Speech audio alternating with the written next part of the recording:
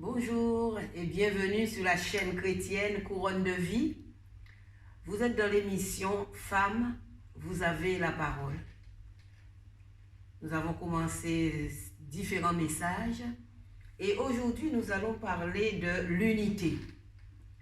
L'unité, c'est quelque chose qui semble être facile, mais dans l'esprit c'est très difficile.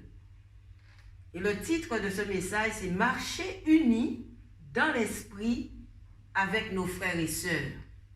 On dit avec nos frères et sœurs, mais aussi avec ceux qui nous entourent. Essayons. Mais notre Seigneur Jésus, avant d'aller à la croix, pourtant il était dans la souffrance, mais il a fait cette prière d'unité. Parce que lui, il savait que l'unité, c'est quelque chose de difficile à obtenir. Et nous pourrons voir dans Jean 17, 20 à 23, la prière de Jésus. Ce n'est pas pour eux seulement que je prie, mais encore pour ceux qui croiront en moi par leur parole. Donc ceux qui croiront en Jésus, comme nous n'avons pas vu Jésus, mais nous croyons dans ce que les apôtres nous disent dans la parole. Au verset 21, afin que tous soient un, comme toi, Père, tu es en moi, et comme je suis en toi, afin qu'eux aussi soient un en nous, pour que le monde croie que tu m'as envoyé. Je leur ai donné ta gloire que tu m'as donnée, afin qu'ils soient un comme nous sommes un. Moi en eux et toi en moi, afin qu'ils soient parfaitement un, et que le monde connaisse que tu m'as envoyé et que tu les as aimés comme tu m'as aimé. Donc vous voyez le nombre de fois que Jésus parle de un, unité. Il savait que, et jusqu'à maintenant, si on regarde, il n'y a pas d'unité. On essaie, mais on n'arrive pas à avoir cette unité. Le monde parle d'unité, les nations parlent d'unité, mais ils n'arrivent pas. Nous sommes membres du corps et nous sommes membres parce que nous sommes dans l'unité spirituelle. Sinon, on ne serait pas membre du corps parce que Jésus étant un avec nous, nous formons cette unité. Nous voyons que Jésus prie pour que nous ayons une unité spirituelle, pour que les croyants vivent dans l'esprit. Nous devons vivre dans l'esprit. Quand nous connaissons le Seigneur Jésus, nous sommes croyants, nous devons vivre dans l'esprit. L'unité est spirituelle et elle commence dans l'esprit. Il est esprit, non? Donc quand nous le rencontrons, aussi il rentre en nous et nous devenons aussi esprit avec lui. Or, on prend des croyants, on voit, nous sommes croyants, ok, nous sommes croyants. On les met ensemble et on leur dit, soyez unis. Mais c'est impossible. S'ils n'ont pas l'esprit, si l'esprit ne fonctionne pas en eux, ils ne peuvent pas être unis. C'est seulement l'esprit de Dieu qui permet que nous soyons unis. Même en disant, oui, vous pourrez être unis, vous êtes enfants de Dieu. Mais si nous ne fonctionnons pas avec l'esprit, l'unité ne se fera pas. Nous ne sommes pas appelés à créer l'unité. Nous allons lire ça. Mais nous sommes appelés à garder l'unité. L'unité est là. Mais il faut que nous puissions la garder. Éphésiens 4, 1. Impossible. C'est pour cela que je disais que l'unité est esprit. Parce que nous ne pouvons pas créer cette unité. Éphésiens 1, verset 1 à 4.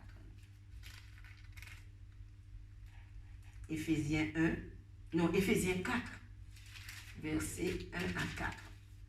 La parole de Dieu nous dit, « Je vous exhorte donc, moi, le prisonnier dans le Seigneur, à marcher d'une manière digne de la vocation qui vous a été adressée, en toute humilité et douceur, avec patience, vous supportant les uns les autres avec charité, vous efforçant de conserver l'unité de l'esprit par le lien de la paix. conserver l'unité. Nous ne pouvons pas créer l'unité. Nous pouvons simplement la conserver. Et il parle de patience, d'humilité, de douceur. C'est ainsi que nous pourrons garder l'unité. Parce que nous voyons quelqu'un, mettons quelqu'un s'adresse à vous. La personne est en colère. Il s'adresse à vous, il vous agresse. Mais aussi vous entrez dans cette agression. Donc, l'unité ne peut pas se faire. Il faut qu'on soit humble. Il faut qu'on soit en paix. Il faut qu'on ait de l'amour pour pouvoir avoir cette unité en nous. Conserver l'unité. Si on n'est pas dans l'esprit, on va se dévorer. Galate nous dit ça. Si nous ne sommes pas dans l'esprit, on va se dévorer. Donc, on perd l'unité et on se trouve dans la chair. Et avec Dieu, nous ne pouvons rien faire dans la chair. Quand nous sommes dans la chair, on n'est pas en contact avec Dieu. C'est seulement dans l'esprit. Ce n'est pas la doctrine qui va nous donner l'unité. La doctrine ne nous unit pas. Et cherchez dans le dictionnaire exactement le mot doctrine. La doctrine, c'est la compréhension intellectuelle de ce qu'on a appris. Et avec Dieu, ce n'est pas l'intellect qui fonctionne, c'est le spirituel. Donc même si on connaît la Bible par cœur, la doctrine ne va pas nous apporter l'unité. On ne peut pas, par notre propre force, rester unis. C'est l'œuvre de l'esprit qui produit l'amour. Nous connaissons Galates, Galates 5, 22. L'amour, la joie, la paix. C'est seulement ça, l'œuvre de l'esprit, qui peut nous mettre dans l'unité. Les œuvres de la chair produisent la division. Pas d'unité dans l'œuvre de la chair, division. La seule chose qui nous unit les uns aux autres, c'est l'esprit. Quand nous restons dans l'esprit, eh bien cela produit l'unité. L'unité, esprit. Et ils se rencontrent. Et ainsi, nous pouvons travailler ensemble. 1 Pierre 2, 4 nous donne aussi un aperçu d'ensemble. Il parle de pierre vivante, de pierre mis ensemble.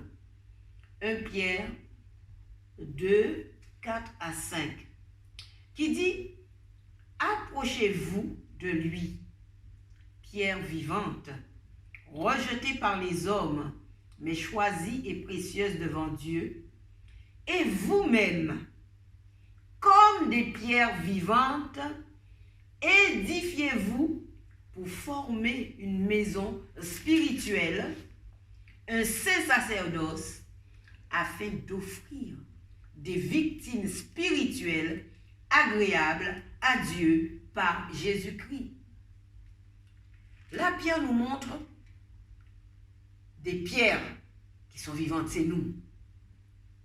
Mais les pierres pour faire un temple, voyons dans le naturel, pour créer un édifice, la pierre qui rentre à un certain endroit, il faut lui donner une forme pour pouvoir rentrer avec l'autre. Donc, la pierre se laisse faire. Nous, dans le naturel, parfois le Seigneur nous parle pour nous donner une bonne forme, on n'accepte pas. Donc, dans l'unité, nous travaillons pour que nous puissions avoir la forme pour nous mettre là où le Seigneur nous met. La pierre, l'édifice, parce que si, voyez, là, si l'édifice est fait avec une pierre carrée, une pierre ronde, une pierre en forme de... Non, on doit être bien unis dans l'unité pour pouvoir s'emboîter les uns aux autres. L'unité est quelque chose d'extraordinaire. Il nous parle aussi de sacrifice. Ce sacrifice, c'est dans l'adoration. Nous offrons à Dieu des sacrifices spirituels dans l'adoration. Parce que nous voyons, nous pouvons être là ensemble. Nous sommes assemblés, mais sommes-nous unis? Ce n'est pas parce qu'on est assemblés qu'on est dans l'unité. Non. Parce que si la personne ne se laisse pas travailler par l'esprit, le Saint-Esprit en lui ne va pas travailler dans l'unité. Lui, il pense, je ne sais pas quoi, l'autre passe à l'autre chose. Nous sommes là tous ensemble, mais on n'est pas dans l'unité. Et c'est ainsi que parfois, l'ennemi il s'infiltre parce qu'il trouve la place pour pouvoir passer. Et c'est celui-là, il est un peu distrait là, il n'est pas uni avec sa sœur. Donc le résultat de la prière, ça ne va pas fonctionner. L'unité. Dieu œuvre dans l'unité. Nous connaissons le psaume 133 qui dit, on va le voir, le psaume 133, qui dit qu'il est doux, qu'il est bon pour des frères d'être unis ensemble. Unis, le mot uni est là. Parce que c'est l'unité qui fait le ciment. Voici, oh qu'il est agréable, qu'il est doux pour des frères de demeurer ensemble. Mais il manque le ciment. Demeurer ensemble. Unis. Unis ensemble. Demeurer unis ensemble. Et qu'est-ce qui se passe? C'est comme l'huile précieuse qui répandue sur la tête descend sur la barbe d'Aaron, qui descend sur le bord de son vêtement. C'est comme la rosée de l'Hermon qui descend sur les montagnes de Sion, car c'est là que l'Éternel envoie la bénédiction, la vie pour l'éternité. Donc quand il y a l'unité, soyons assurés que la bénédiction de Dieu va descendre. Dieu envoie sa bénédiction. Lui, il représente quoi? Le Saint-Esprit. Il représente le Saint-Esprit. Et son onction, voyez l'image, coule sur le corps. Dieu fait descendre son huile, l'Esprit, sur nous. Et tous les membres qui sont unis ensemble, l'huile va couler sur ces membres. Mais s'il y a des membres qui ne sont pas unis dans ce corps, l'huile ne va pas les toucher. L'huile ne peut pas. Parce qu'il dit c'est en unité. Nous avons vu l'image. Nous sommes unis. Dieu descend. Il envoie l'Esprit, donc l'huile, sur son corps pour nous donner la bénédiction. Mais si toi, le doigt, tu es hors du corps, la bénédiction ne va pas couler, même si tu es assemblé. Tu peux être assemblé là, mais la bénédiction ne va pas couler sur toi. Il faut être vraiment unis, en unité. Si nous sommes dans cette unité spirituelle, c'est là que Dieu donne. Il ordonne, il commande à la bénédiction de tomber. Mais hors l'unité, nous n'aurons même pas de petites gouttes de bénédiction. Si on ne cherche pas l'unité, on n'observe pas l'unité, on n'aura aucune bénédiction. Nous pouvons nous unir. On a dit là où les frères et sœurs sont unis. On s'unit en esprit avec nos frères et on vivra. On vivra rempli de bénédictions, rempli d'amour. En unité, nous allons vivre quoi? Nous allons vivre Matthieu 18, 20, qui dit, car là où 2 ou 3 sont assemblés en son nom, mais on met assemblés et unis, parce qu'on peut être assemblé mais pas unis. Assemblés en son nom, et oui, il est au milieu de nous. Mais si nous sommes assemblés, mais pas unis, nous nous retrouvons à être 2 ou 3 personnes qui sont là et qui parlent de Dieu. Et oui, il manque l'unité. Nous sommes assemblés, mais la bénédiction ne va pas tomber parce que nous ne sommes pas unis. Et nous savons que l'unité, c'est l'Esprit de Dieu qui fait l'unité.